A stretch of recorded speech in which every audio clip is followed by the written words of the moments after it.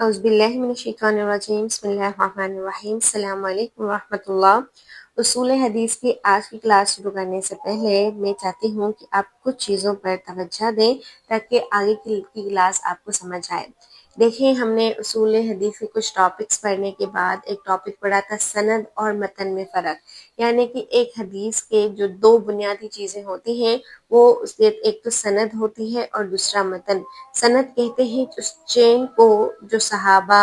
یا تابعین یا تبع تابعین کی ہوتی ہے جو ہمیں آپ صلی اللہ علیہ وآلہ وسلم تک پہنچاتی ہے، اور متن کہا جاتا ہے ان الفاظ کو جن کی نسبت آپ صلی اللہ علیہ وآلہ وسلم تک کی جاتی ہے کہ یہ الفاظ آپ صلی اللہ علیہ وآلہ وسلم کے ہیں۔ تو ان سند اور متن کو ہم نے پرکھنا ہوتا ہے، یعنی محدثین نے، ہمارے علماء نے جنہوں نے احادیث پر بہت اچھا کام کیا ہے، انہوں نے سند اور متن کو دونوں کو پرکھنا ہوتا ہے، ان میں جرح و تعدیل کرنی ہوتی ہے۔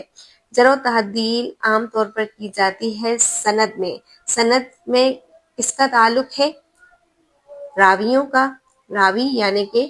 احادیث کے اور روایت کرنے والے، احادیث کو ہم تک پہنچانے والے، ان میں جرح و تعدیل ہوتی ہے۔ جرح کا مطلب کیا ہے اور تعدیل کا مطلب کیا ہے یہ ہم پیچھے سیکھ چکے ہیں، یعنی کہ ان میں خامیاں نکالنا جرح ہے، اور ان میں عدالت دیکھنا یا ان کی خوبیاں دیکھنا یہ تعدیل ہے۔ یہ کوئی برائی نہیں ہے، عام طور پر ہم کسی کی خامیوں کے پیچھے نہیں لگتے یا کسی کی خوبیوں کی اتنی تعریف نہیں کرتے کہ وہ ساتھ میں آسمان تک پہنچ جائے، لیکن احادیث میں راویوں کی جرح و تعدیل کرنا بہت ضروری ہے، کیونکہ اگر ایک راوی کا کردار ہمیں معلوم نہیں ہوگا تو ہم کیسے یہ یقین کر سکتے ہیں کہ اس نے جو حدیث ہم تک پہنچائی ہے وہ صحیح ہے؟ یا اگر مجھے پتہ نہ ہو کہ اس راوی میں کوئی مسئلہ نہیں ہے، یہ سچا ہے، یہ حافظہ اس کا بہت تیز ہے، تو پھر اس کی حدیث لینا آسان ہو جائے گا۔ تو راویوں پر جرح و تعدیل کرنا یہ کوئی بری بات نہیں ہے، بلکہ یہ ہمارے دین کے علم کو صحیح پرکھنے کے لیے بہت ضروری ہے۔ اس کے بعد ہم نے دیکھا کہ راویوں کے جو نام ہوتے ہیں ان کی معرفت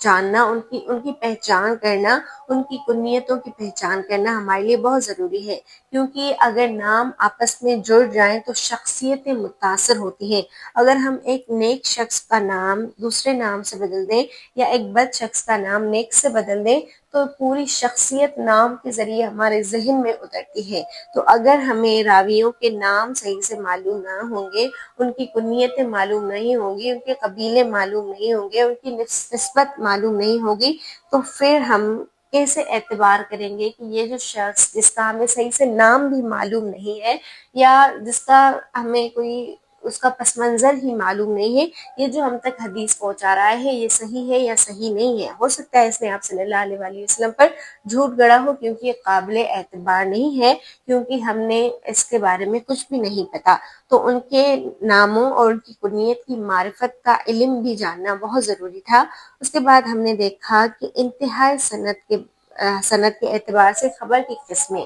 یعنی یہ جو چین ہوتی ہے، یہ جو سند ہوتی ہے راویوں کی کہ اس نے اس سے سنا، اس نے اس سے سنا، اس نے اس کو خبر دی، اس نے اس کو بتایا، یہ کہاں تک پہنچتی ہے؟ یعنی کہ ایک چین ہوتی ہے جو ڈائریکٹ آپ صلی اللہ علیہ وآلہ وسلم تک پہنچتی ہے، اور اس حدیث کو ہم مرفوع کہتے ہیں، یعنی وہ حدیث واقعی آپ صلی اللہ علیہ وآلہ وسلم کی ہے اور اس کی چین آپ صلی اللہ علیہ وآلہ وسلم تک پہنچتی ہے۔ لیکن کچھ احادیث کی چین آپ صلی اللہ علیہ وآلہ وسلم تک نہیں لیکن صحابہ تک پہنچتی ہے۔ اس چین میں کوئی غلطی نہیں ہوتی، اس میں راوی گرے ہوئے نہیں ہوتے، اس میں بیچ میں نام کٹے ہوئے نہیں ہوتے، لیکن وہ آپ صلی اللہ علیہ وآلہ وسلم تک نہیں پہنچتی، یعنی وہ آپ صلی اللہ علیہ وآلہ وسلم کے الفاظ نہیں ہوتے بلکہ وہ صحابہ کے الفاظ ہوتے ہیں۔ جب چین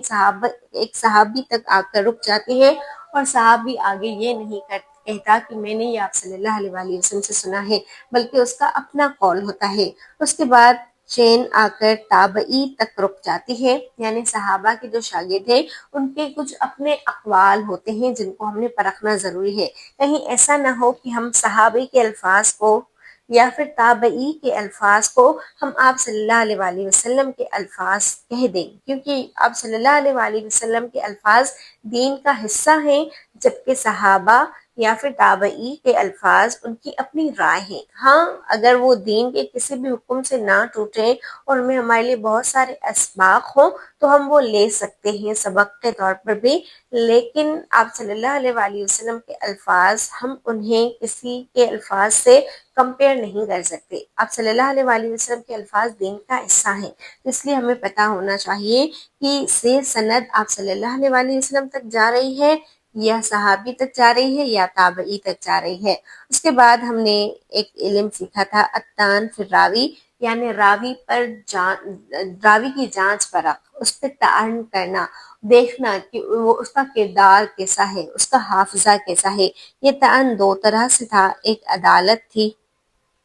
یعنی صحابی کا اپنا کردار، وہ فاسق تو نہیں، وہ جھوٹا تو نہیں، وہ نافرمان تو نہیں، وہ بدعتی تو نہیں، اور دوسری چیز تھی اس کا ضبط، یعنی اس کا حافظہ تو کمزور نہیں، وہ احادیث کو گڈمٹ تو نہیں کر دیتا، وہ راویوں کو بھلا تو نہیں دیتا، ٹھیک ہے، اس کو الفاظ صحیح سے یاد ہوتے ہیں۔ تو یہ راویوں پر تعین ہم نے سیکھا تھا کہ کیوں کیا جاتا ہے۔ پھر مخالفت ثقات، یعنی دوست جو پختہ راوی ہوں، قابل اعتبار راوی ہوں، پھر کچھ لوگ ان کی مخالفت میں الگ احادیث بیان کرتے ہیں، جس سے ہم نے سیکھا کہ راویوں کی مخالفت اس طرح کی جاتی ہے کہ ایک معتبر راوی یعنی قابل اعتبار شخص جو احادیث ہم تک پہنچا رہا ہے وہ سچا ہے، اس میں کوئی غلطی نہیں ہے، کوئی گناہ نہیں ہے، اور ایک دوسرا شخص ہے جس کا حافظہ کچھ کمزور ہے، تو پھر ان دونوں کی احادیث آپس میں میچ نہیں کرتی، کیونکہ جس کا حافظہ کمزور ہے اس نے حدیث کو الگ طرح سے بیان کیا ہے۔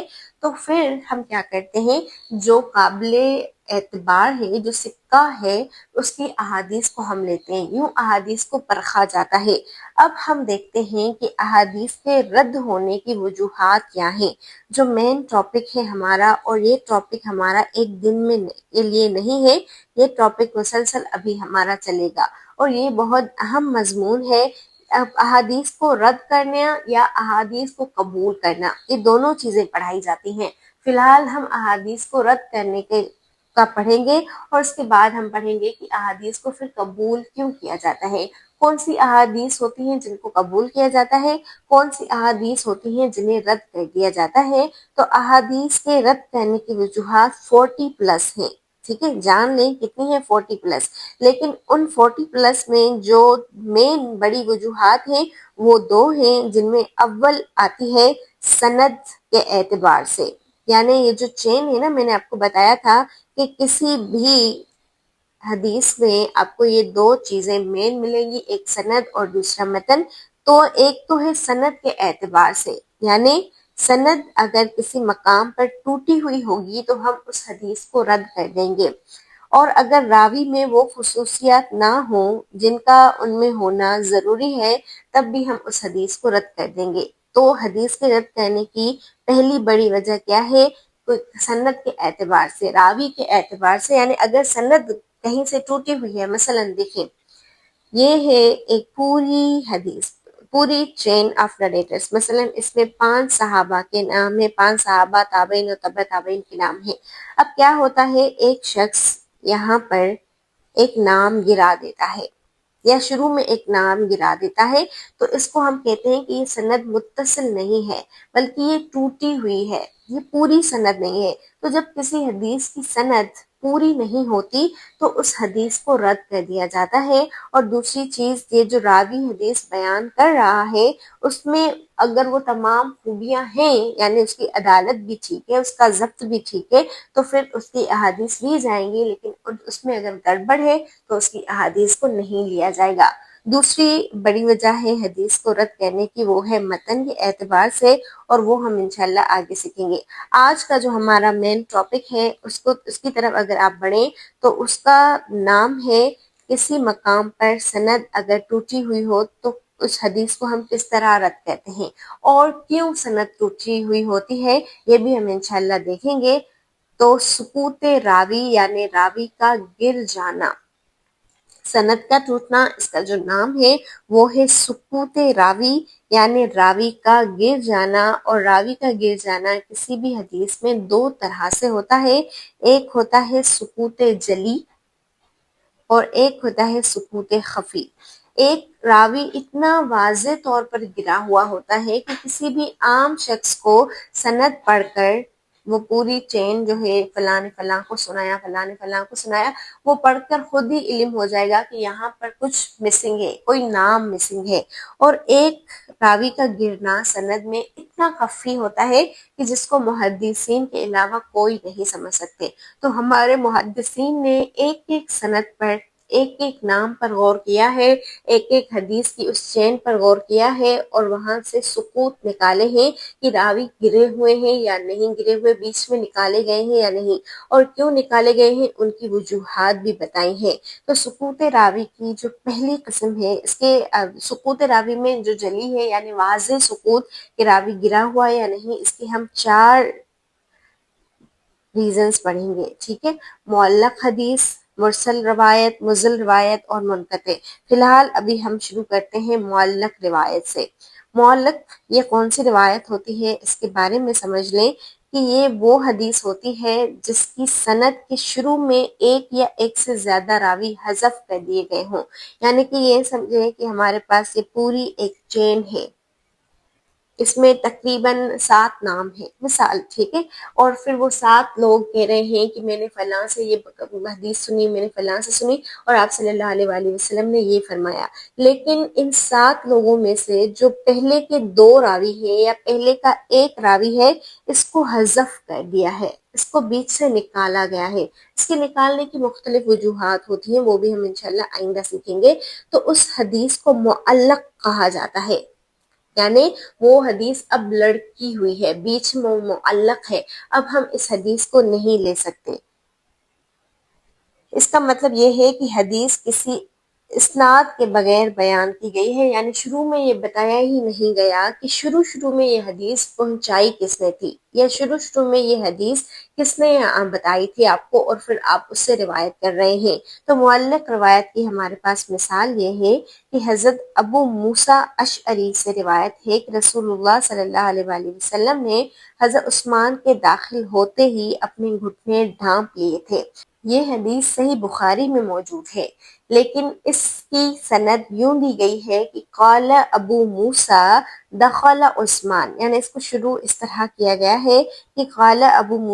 موسیٰ نے کہا دخل عثمان داخل ہوئے، تو پھر آگے آپ صلی اللہ علیہ وسلم نے اپنے گھٹنے ڈھانپ لیے، تو ابو موسیٰ اشعری نے کہا کہ عثمان داخل ہوئے۔ یہاں امام بخاری نے خود سے حضرت ابو موسیٰ اشعری تک پہنچنے والے تمام واسطے حذف کر دیے، یعنی کہ یوں سمجھیں کہ حضرت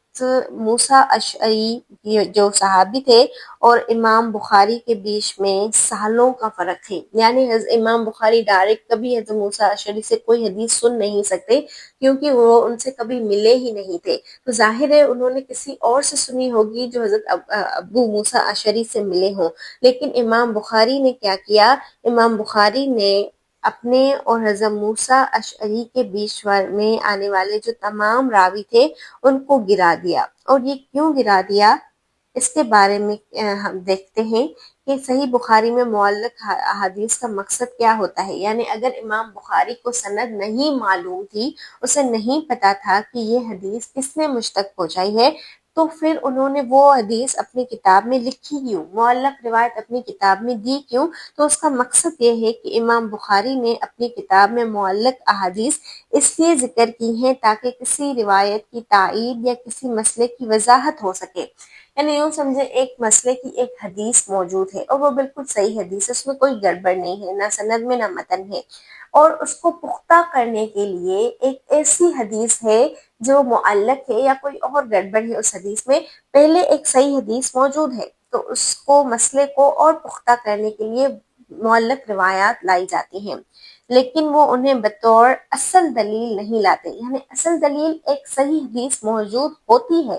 اس کو مزید پختہ کرنے کے لیے دوسری معلق یا کوئی اور حدیث لاتے ہیں۔ ان حدیث کو پہچاننے کے چند طریقے ہیں، یعنی جب آپ بخاری پڑھیں گے تو بخاری میں آپ کو کچھ احادیث مجہول کے صیغے کے ساتھ ملیں گی۔ کیا مطلب ہے مجہول کا صیغہ؟ یعنی ان کو آپ اس طرح نہیں پڑھیں گے کہ قال رسول اللہ صلی اللہ علیہ وآلہ وسلم یا قال موسیٰ اشعری، اسے نہیں پڑھیں گے، بلکہ آپ پڑھیں گے قیل، یعنی کہا گیا، کس نے کہا یہ نہیں بتایا جائے گا کیونکہ وہ تو حذف ہے بیچ میں سے. ذکر کیا گیا، کس نے ذکر کیا گیا، کس نے ذکر کیا، کس نے بتائی یہ بات، یہ آپ کو نہیں ملے گا کیونکہ ظاہر ہے وہ تو بیچ میں ہٹا ہوا ہے. اور رویہ روایت کی گئی، کس سے روایت کی گئی، آپ نے یہ حدیث کس سے سنی ہے، یہ آپ کو نہیں ملے گا. یعنی امام بخاری میں اگر آپ کو کوئی حدیث قیل ہے، ذکر ہے یا روی ہے یعنی مجہول کے صیغے کے ساتھ ملے جس میں فاعل حذف کر دیا گیا ہو، بتانے والا محذوف کر دیا گیا ہو کہ کس نے بتایا یا کس نے ذکر کیا یا کس نے روایت کی، تو وہ حدیث معلق ہوگی. یعنی اس میں وہ راوی گر چکا ہے جس نے حدیث امام بخاری تک پہنچائی ہے. اگر حدیث کی ابتدا میں راوی ذکر نہ ہو یا براہ راست تابعی یا صحابی سے بیان کر دی جائے تو یہ معلق ہو سکتی ہے. ٹھیک ہے، معلق کون سی روایت ہوتی ہے؟ جس میں راوی ذکر نہ کیا گیا ہو اور ڈائریکٹ بات کوئی اور آپ کو بتائے. اور کیا یہ جو معلق احادیث ہوتی ہیں یہ ضعیف ہوتی ہیں؟ کیا ہم نے ان کو قبول کرنا ہے، ان کو دلیل کے طور پر لینا ہے؟ تو اس کے بارے میں بھی ہمارے علماء لکھتے ہیں کہ ہر معلق روایت ضعیف نہیں ہوتی، بلکہ اگر محدث کسی اور جگہ اس حدیث کو مسند مکمل سند کے ساتھ لے آئے تو وہ معتبر ہو سکتی ہے. یعنی ایک جگہ پر وہ آپ کو پوری سند کے ساتھ حدیث ملے گی، لیکن دوسری جگہ پر شروع کے جو راوی ہیں وہ حذف کر دیے گئے ہیں، لیکن ہمارے پاس ایک پختہ دلیل موجود ہے کہ یہ حدیث صحیح ہے تو اس کو لیا جا سکتا ہے. امام بخاری اکثر ایسی احادیث کسی دوسری کتاب میں مکمل سند کے ساتھ نقل کرتے ہیں. تو یہ بھی ہم نے پرکھنا ہوتا ہے، دیکھنا ہوتا ہے کہ یہ جو معلق حدیث ہے یعنی جس کے راوی شروع میں گرائے گئے ہیں، کیا اس کو مضبوط کرنے کے لیے کوئی اور حدیث ہے جس کے راوی پورے ہیں، جن میں راوی گرائے نہیں گئے ہیں. اگر امام بخاری نے اپنی کتاب میں ایسی کوئی حدیث لکھی ہے تو اس کے پیچھے کوئی نہ کوئی مین ریزن ضرور ہوگا. یا تو انہوں نے دوسری کتب میں ان کی سند مکمل لکھی ہوگی، یا تو وہ دوسری صحیح حدیث کو پختہ کرنے کے لیے وہ حدیث لائے ہوں گے. صحیح ہے، تو یہ ہو گئی ایک معلق یعنی جس کے شروع میں راوی گرا دیا گیا ہو. دوسری ہمارے پاس حدیث ہے مرسل. مرسل روایات کون سی ہوتی ہیں، اس کی تعریف سن لیں. مرسل روایت وہ حدیث ہوتی ہے جس میں تابعی براہ راست نبی کریم صلی اللہ علیہ وآلہ وسلم سے روایت کرتا ہے، لیکن درمیان میں کسی صحابی کا ذکر نہیں ہوتا، گویا تابعی نے صحابی کا واسطہ چھوڑ کر نبی کریم صلی اللہ علیہ وآلہ وسلم سے حدیث بیان کی ہو. آپ کو پتا ہے کہ رسول اللہ صلی اللہ علیہ وآلہ وسلم جو باتیں کرتے تھے تو ان کے سامنے بیٹھے ہوتے تھے صحابہ، ان کے ساتھی، جو آپ صلی اللہ علیہ وآلہ وسلم سے ملاقات کر چکے ہوں. صحابہ کے بنا کوئی بھی حدیث آگے نہیں بڑھ سکتی،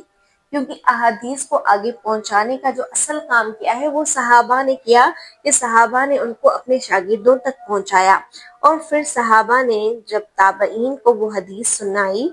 تو تابعین نے یوں تبع تابعین کو سنائی. لیکن بعض اوقات کیا ہوتا ہے کہ وہ تابعی صحابہ کو بیچ سے نکال دیتا ہے تو وہ حدیث مرسل بن جاتی ہے. یعنی اس میں چین پوری نہیں ہے، اس میں صحابی نکلا ہوا ہے. ہم نے دیکھا تھا کہ معلق وہ روایت ہوتی ہے جس کے شروع میں راوی کو حذف کر دیا جاتا ہے، ٹھیک ہے، لیکن مرسل روایت وہ ہوتی ہے جس میں صرف صحابی حذف ہو، خاص کر وہ شخص جو آپ صلی اللہ علیہ وآلہ وسلم سے ملا ہو، جس نے آپ صلی اللہ علیہ وآلہ وسلم کو دیکھ کر اس کے الفاظ سنے ہوں. اس کی مثال دیکھتے ہیں، جسے ہمارے پاس امام مالک اپنی کتاب الموطا میں روایت کرتے ہیں کہ قال سعید ابن مسیب نے فرمایا کہ ان رسول اللہ صلی اللہ علیہ وآلہ وسلم کہ رسول اللہ صلی اللہ علیہ وآلہ وسلم نے نہیں ان المخابرہ و محاقلہ، آپ صلی اللہ علیہ وآلہ وسلم نے مزارعت اور محاقلہ سے منع فرمایا ہے. یہاں سعید ابن مسیب جو کہ ایک تابعی ہیں، نبی کریم صلی اللہ علیہ وآلہ وسلم سے حدیث بیان کرتے ہیں، اور درمیان میں جو صحابی تھے انہوں نے اس کا ذکر نہیں کیا. ٹھیک ہے، تو سعید ابن مسیب ڈائریکٹ اس سے حدیث بیان کرتے ہیں رسول اللہ سے، جبکہ بیچ میں صحابی نہیں ہے. تو مرسل روایت کی حیثیت کیا ہے، اس کو ہم قبول کر سکتے ہیں یا نہیں، اس کو ہم دیکھ سکتے ہیں کہ یہ قابل اعتبار حدیث ہے یا نہیں۔ تو محدثین اور فقہا کے درمیان مرسل حدیث کی قبولیت پر اختلاف پایا جاتا ہے۔ جیسے امام ابو حنیفہ، امام مالک اور امام احمد بن حنبل، یہ تینوں ائمہ مرسل روایت کو عام طور پر قبول کرتے ہیں، خاص طور پر جب راوی سکہ اور معروف تابعی ہو۔ یعنی سعید ابن مسیب ہیں یہاں پر، جو کہ تابعی ہیں، صحابہ نہیں ہیں، لیکن اگر وہ سکہ ہیں، قابل اعتماد ہیں، سچے ہیں، کھرے ہیں، ان کی زبان جھوٹی نہیں ہے، ان میں کوئی برائی نہیں ہے، ان کا حافظہ بھی ٹھیک ہے، تو پھر ہمارے تین امام ابو حنیفہ، امام مالک اور امام احمد بن حنبل اس حدیث کو قبول کرتے ہیں۔ اور مرسل روایت کسی اور حدیث کے موافق ہو، جیسے کہ یہ حدیث اگر کسی اور حدیث سے ملے تو پھر اس حدیث کو قبول کیا جاتا ہے، اور امت کے عمل میں اگر یہ حدیث ثابت ہو یا آپ صلی اللہ علیہ وآلہ وسلم کے کسی دوسرے عمل سے ثابت ہو تو پھر اس حدیث کو لیا جاتا ہے۔ لیکن امام شافعی اس حدیث کے لینے پر اور زیادہ احتیاط برتتے ہیں۔ امام شافعی مرسل حدیث کو مطلقاً قبول نہیں کرتے، بلکہ اس کے لیے کچھ شرائط رکھتے ہیں۔ صحیح؟ تو مرسل روایت کے قبول یا رد کرنے کے جو دلائل ہیں، ان دلائل کو اگر ہم دیکھیں تو تابعین عادل ہوتے ہیں، ان کا کسی غیر سکہ سے روایت کرنا بعید ہے۔ دوبارہ سن لیں کہ جو اس حدیث کو قبول کرتے ہیں وہ کون سے دلائل دیتے ہیں، وہ کیا کہتے ہیں کہ ہم کیوں اس حدیث کو قبول کر رہے ہیں۔ تو ان کی پہلی دلیل یہ ہوتی ہے کہ یہ جو تابعی ہے، جس نے بیچ میں صحابی کو گرا دیا ہے، وہ عادل ہے، یعنی وہ پختہ ہے، ٹھیک ہے، اعتبار قابل ہے۔ اگر تابعین کسی حدیث کو نبی صلی اللہ علیہ وآلہ وسلم کی طرف منسوب کر رہے ہیں تو اس کا مطلب یہ ہے کہ انہوں نے اسے کسی معتبر صحابی سے ہی سنا ہوگا، اس لیے بیچ میں اس کا نام چھوڑ رہے ہیں۔ تو یہ دلیل دے کر وہ حدیث کو صحیح کرتے ہیں، قبول کرتے ہیں۔ لیکن کچھ احادیث کو رد کرتے ہیں، تو رد کرنے والوں کی دلائل کیا ہے؟ وہ کہتے ہیں اگر صحابی کا ذکر نہیں ہے تو یہ معلوم نہیں ہو سکتا کہ وہ سکہ تھا یا نہیں، یعنی صحابی کو بھی پرکھنا بہت ضروری ہے۔ ہاں، عام طور پر جنہوں نے آپ صلی اللہ علیہ وآلہ وسلم سے ملاقات کی ہو، جو آپ صلی اللہ علیہ وآلہ وسلم سے ملے ہوں، ان پر تو خیر ہم شک نہیں کر سکتے، لیکن پھر بھی دین کا علم صحیح ہم تک پہنچائے، اس کے لیے صحابی کا سکہ ہونا یا نہ ہونا یہ ہمیں معلوم ہونا چاہیے۔ اگر یہ اصول مان لیا جائے کہ ہر تابعی کسی سکہ ہی سے روایت کرتا ہے، یعنی وہ جس سے بھی حدیث سنتا ہے وہ سچا ہوتا ہے اور اس کو بیچ میں نکال دیتا ہے، تو پھر سند میں راویوں کا ذکر کرنے کی ضرورت ہی نہیں رہتی، جو محدثین کے اصولوں کے خلاف ہے۔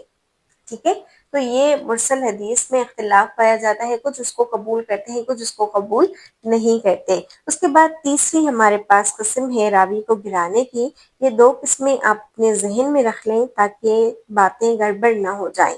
پہلی قسم کیا تھی کہ راوی شروع میں حذف کر دیا جائے، دوسری قسم یہ تھی کہ سند سے صحابی کو نکال دیا جاتا ہے۔ تیسری قسم ہے مزل روایت۔ مزل روایت کون سی ہوتی ہے؟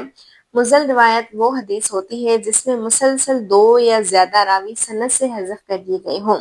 یعنی ایسا نہیں ہے کہ صرف ایک راوی ساقط ہو، بلکہ پے در پہ دو یا دو سے زیادہ راوی غائب ہوں۔ ایک حدیث سے اگر دو یا دو سے زیادہ راوی غائب ہو جائیں تو وہ حدیث مزل بن جاتی ہے۔ اور اس کی مثال ہے ہمارے پاس، امام مالک نے ایک حدیث نقل کی، رسول اللہ صلی اللہ علیہ وآلہ وسلم نے فرمایا غلام کے لیے کھانے پینے، کپڑے اور رہائش کی ذمہ داری اس کے مالک پر ہے۔ یہ حدیث امام مالک نے ابو ہریرہ سے روایت کی، لیکن اصل سند میں امام مالک اور ابو ہریرہ کے درمیان دو راوی جن کے نام ہیں محمد بن عجلان اور ان کے والد عجلان، یہ موجود تھے اور امام مالک نے ان کا ذکر نہیں کیا۔ ٹھیک ہے، تو یعنی امام مالک نے ڈائریکٹ یہ حدیث حضرت ابو ہریرہ سے بیان کی کہ انہوں نے ابو ہریرہ سے سنا ہے، لیکن جب کہ انہوں نے ڈائریکٹ ابو ہریرہ سے سنا ہی نہیں، کیونکہ وہ حضرت ابو ہریرہ سے ملے ہی نہیں تھے اپنی زندگی میں، تو اس لیے انہوں نے بیچ سے دو راوی گرا دیے ہیں، اس لیے یہ حدیث مزل کہلائے گی، کیونکہ سند میں مسلسل دو راوی حذف ہو گئے ہیں۔ محدثین کا نظریہ فقہی و اصولی حیثیت سے، یعنی کہ اس کو ہم لے سکتے ہیں یا نہیں لے سکتے، تو عام طور پر مزل روایت کو ضعیف شمار کر دیا جاتا ہے کیونکہ ان میں سند کا تسلسل ٹوٹ جاتا ہے۔ اگر اس روایت کو کسی دوسری مستند سند سے تقویت مل جائے تو اسے قبول کیا جا سکتا ہے۔ بعض اوقات محدثین فقہی مسائل میں مزل روایت کو بطور استدلال قبول کر لیتے ہیں، خاص طور پر جب اس کا مفہوم دیگر صحیح احادیث سے ثابت ہو۔ یعنی کہ اگر واقعی اس مزل روایت کا مفہوم دوسری صحیح روایت سے واضح ہو تو اسے قبول کیا جاتا ہے، لیکن عام طور پر اس حدیث کو ضعیف قرار دیا جاتا ہے۔ اس کے بعد چوتھی اور آخری قسم ہے کسی بھی حدیث میں راوی کے گر جانے کی۔ تو پہلے تین کو یاد کر لیں تاکہ چوتھی بھی ہمارے ذہن میں بیٹھ جائے۔ پہلی حدیث تھی معلق، یعنی ایک ایسی روایت جس میں شروع میں راوی گرا دیے جائیں۔ دوسری تھی مرسل، جس کا مطلب تھا کہ صحابی اس حدیث میں روایت میں موجود نہیں ہے۔ اور تیسری چیز تھی مزل، جس کا مطلب تھا ایک یا دو راوی مسلسل اس حدیث سے گرائے گئے ہیں۔ تیسری حدیث ہے منقطع۔ منقطع حدیث کون سی ہوتی ہے؟ منقطع روایت وہ حدیث ہوتی ہے جس میں سند کے کسی بھی حصے میں ایک یا زیادہ راوی حذف ہو جائیں۔ شروع میں، بیچ میں، آخر میں، کسی بھی حصے میں اگر راوی گر جائیں، منقطع ہو جائیں تو وہ حدیث بھی منقطع ہو جاتی ہے۔ اس کا مطلب یہ ہے کہ سند میں کسی بھی مقام پر ایک راوی گرا ہوا ہو، چاہے وہ شروع میں ہو، درمیان میں ہو یا آخر میں۔ اور اس کی مثال ہم دیکھتے ہیں، ایک روایت میں کہا گیا کہ اگر تم خلافت حضرت ابو بکر کو دے دو تو وہ دنیا سے بے رغبت ہیں، یعنی ان کا دل دنیا سے نہیں لگتا اور آخرت کی طرف متوجہ ہیں۔ یہ حدیث مستدرک الحاکم میں مذکور ہے اور اس کی سند میں حضرت سفیان ثوری نے زید اور اسحاق سے روایت کی، لیکن ان کے بعد کا ایک راوی جن کا نام شریک ہے ان کو ذکر نہیں کیا گیا۔ آپ سوچ رہے ہوں گے کہ آخر کیوں راویوں کو گرایا جاتا ہے، تو انشاءاللہ وہ بھی ہم آئندہ سیکھیں گے۔ جیسے میں نے آپ کو بتایا کہ یہ ایک بڑا ٹاپک ہے اور اس کو ہم آہستہ آہستہ کر کے سیکھیں گے۔ تو فی الحال وہ احادیث دیکھ لیں جن میں راوی اگر گر جائیں تو ان کو ہم صحیح حدیث نہیں کہہ سکتے، حسن حدیث نہیں کہہ سکتے، بلکہ وہ یا معلق ہو جاتی ہے یا مزل ہو جاتی ہے یا منقطع ہو جاتی ہے یا مرسل ہو جاتی ہے۔ چونکہ یہ راوی غائب ہے، یعنی جن کا نام شریک ہے، اس لیے یہ روایت منقطع کہلائے گی۔ محدثین کا نقطۂ نظر کہ اس حدیث کو قبول کرنا ہے یا نہیں کرنا، تو منقطع روایت کو اصولی طور پر ضعیف قرار دیا جاتا ہے کیونکہ ان میں سند کا تسلسل قائم نہیں رہتا۔ صحیح ہے؟ اگر سند میں موجود راوی ثقہ ہو اور حدیث کو کسی اور صحیح روایت سے تقویت ملے، وہ بالکل وہی باتیں، تو بعض محدثین اسے قبول کر لیتے ہیں، یعنی احتیاط برتنی ہوتی ہے۔ اگر کسی فقہی مسائل میں منقطع روایت کسی صحیح حدیث کے مفہوم کی تائید کر رہی ہو تو فقہا اسے دلیل کے طور پر استعمال کرتے ہیں، ورنہ عام طور پر یہ حدیث ضعیف ہی ہوتی ہے کیونکہ ان میں راوی گرا ہوا ہے۔ تو یہ چار وجوہات تھیں جو ہم نے پڑھی کسی بھی حدیث میں سقوط کی، یعنی راوی کے گر جانے کی، کہ راوی کہاں کہاں سے گرتا ہے۔ اگر شروع سے گرے تو معلق، اگر صحابی گرے تو مرسل، اگر دو یا دو سے زائد گرے تو مزل، اور اگر کسی بھی حصے سے گر جائیں تو منقطع احادیث کہلاتے ہیں۔ اللہ تعالی ہمیں اپنے دین کی صحیح سمجھ عطا کرے۔ السلام علیکم۔